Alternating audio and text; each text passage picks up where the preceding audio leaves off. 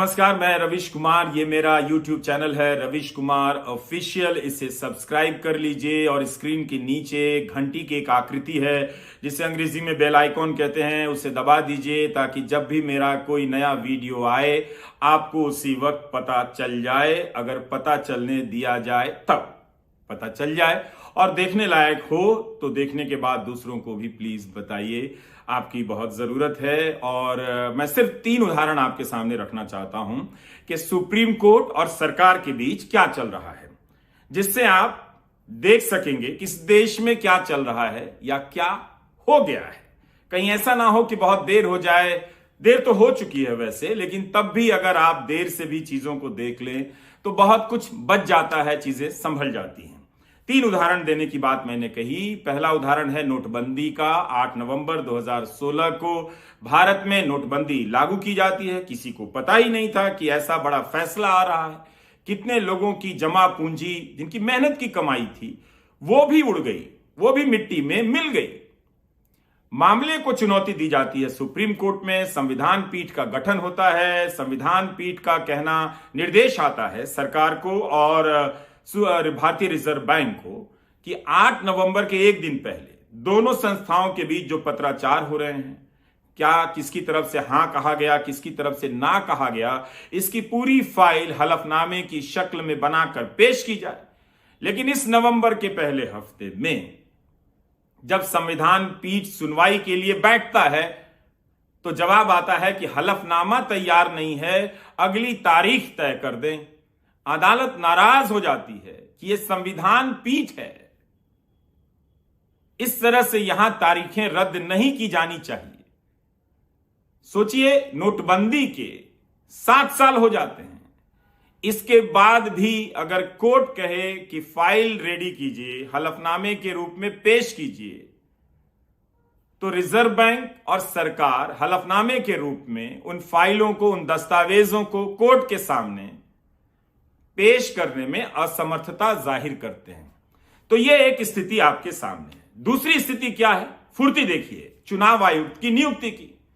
अरुण गोयल चुनाव आयुक्त बनाए जाते हैं। 24 घंटे के भीतर उनकी सारी प्रक्रिया पूरी हो जाती है। अब सुप्रीम कोर्ट की तरफ से सवाल आता है, यह अचंभा हुआ कैसे?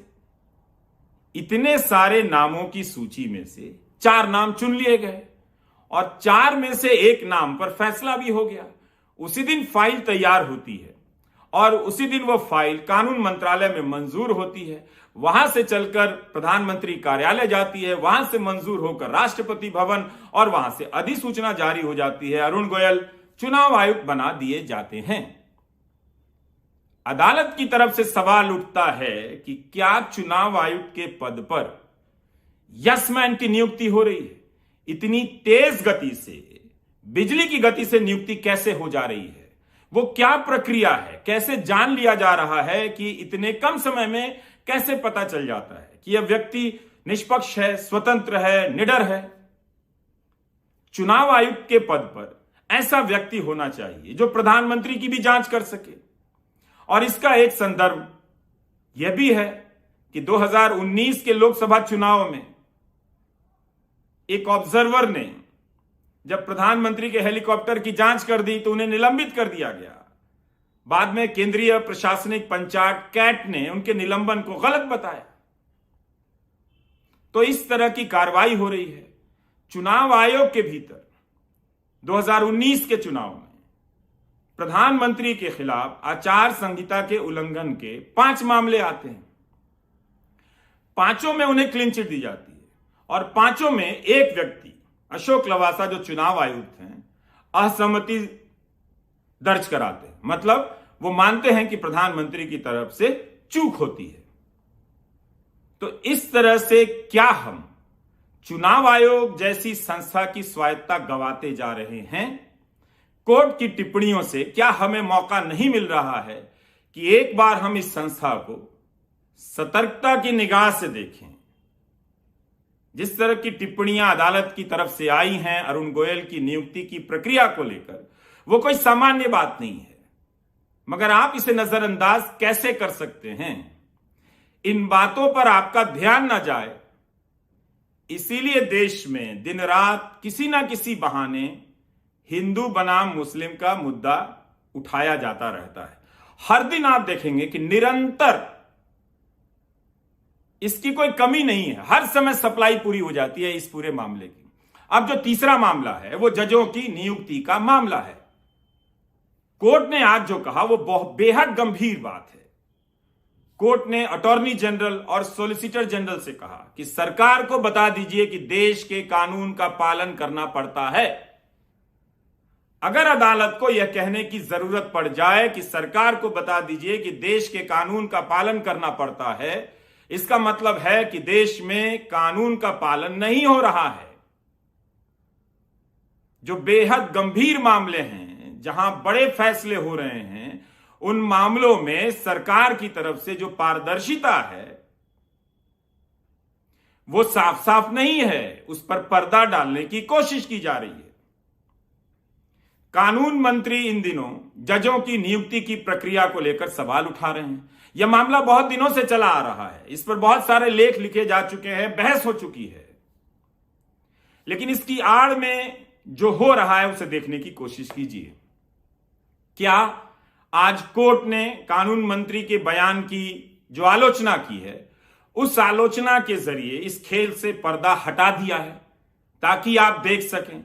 अगर आप नोटबंदी के समय इस हकीकत को नहीं देख सके, अगर आप चुनाव आयुक्त की नियुक्ति के समय इस हकीकत को नहीं देख सके, तो कम से कम जजों की नियुक्ति के मामले में इस हकीकत को आप देख लीजिए। मामला क्या है? सामान्य प्रक्रिया है जो हम और आप जानते हैं कि सुप्रीम कोर्ट जजों की नियुक्ति के लिए कुछ नामों की सिफारिश करता है। अगर सरकार को आपत्ति है तो सरकार तय समय के भीतर अपनी आपत्ति कोर्ट को बता देती है, और कोर्ट को अगर सरकार की आपत्ति पसंद नहीं या कोर्ट को मंजूर नहीं तो कोर्ट वापस उस नाम को भेज देता है और फिर सरकार को स्वीकार करना पड़ता है उस नाम को लेकर।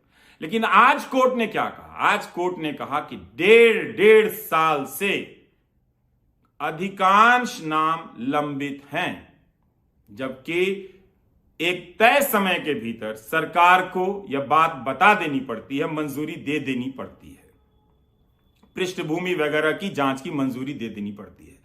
लेकिन जो देरी हो रही है उससे कोर्ट आज नाराज हो गया। कोर्ट ने कहा कि ऐसा क्यों हो रहा है, हमें समझ नहीं आ रहा है। अगर जजों की नियुक्ति समय पर नहीं होगी तो पहली बड़ी जो समस्या है वो सीनियरिटी को लेकर है। अगर जो नाम मई के महीने में भेजा गया है उस पर कोई फैसला नहीं होता है, अगर किसी वजह से नाम पसंद नहीं सरकार को, इस पूरी बहस से तो यही निकल कर आता है, और उसके कुछ महीने बाद एक नया नाम आता है जिसपे सरकार मंजूरी देती है, तो मई के महीने में जिनका नाम गया है वो तो अगस्त या सितंबर के महीने में जिनका नाम गया है उनकी तुलना में जूनियर हो जाएंगे, अगर उनकी नियुक्ति का फैसला बाद में होता है तब। इससे एक व्यवहारिक समस्या तो आती ही आती है। तो कोर्ट ने बहुत ही कड़ाई से आज ये बात सरकार के सामने रख दी।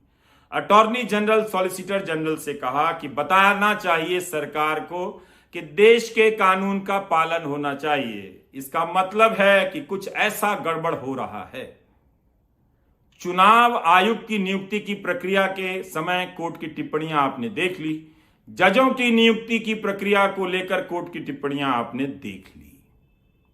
अब आप कब देखेंगे?